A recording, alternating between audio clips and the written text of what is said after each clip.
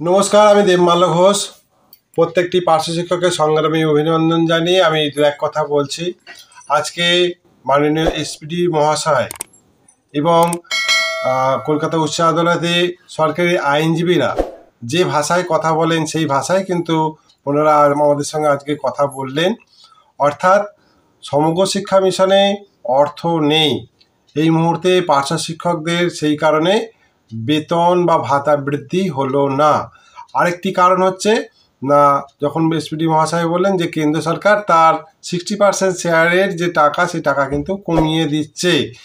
যাই হোক, এই কথা শোনা মুহূর্তেই আমি সঙ্গে সঙ্গে ওই এসপিডি মহাশয়কে বললাম, দেখুন টাকা কিন্তু কোথাও কমছে না। আপনারা কলকাতা হাইকোর্টে হলফনামা দিয়েছেন বারবার এবং কেন্দ্রীয় সরকার হলফনামা দিয়েছে, দুটো হলফনামাই কিন্তু মিলে গেছে। সেখানে কিন্তু পরিষ্কার লেখা আছে 2018-19 সেশনে সমগ্র শিক্ষা মিশনের জন্য কেন্দ্র সরকার টাকা দিয়েছিল 938 কোটি টাকা। সেই টাকাটা বৃদ্ধি করেছে কেন্দ্র সরকার 2022-23-এ দিয়েছেন 1513 কোটি 89 লক্ষ টাকা। সুতরাং টাকা তো বৃদ্ধি করছে, তাহলে টাকা বৃদ্ধি হলে আমাদের কেন টাকা তাহলে দেয়া হলো না? কেন টাকা দেওয়া হচ্ছে না? সমস্ত কিছু দেওয়া হচ্ছে, কেন আমাদের টাকা দেওয়া হচ্ছে না? তখন উনি বললেন, দেখুন ল্যাপটপটা ঘুরিয়ে দেখালেন যে দুটো ইনস্টলমেন্টে টাকা এসেছে 155 কোটি 155 কোটি।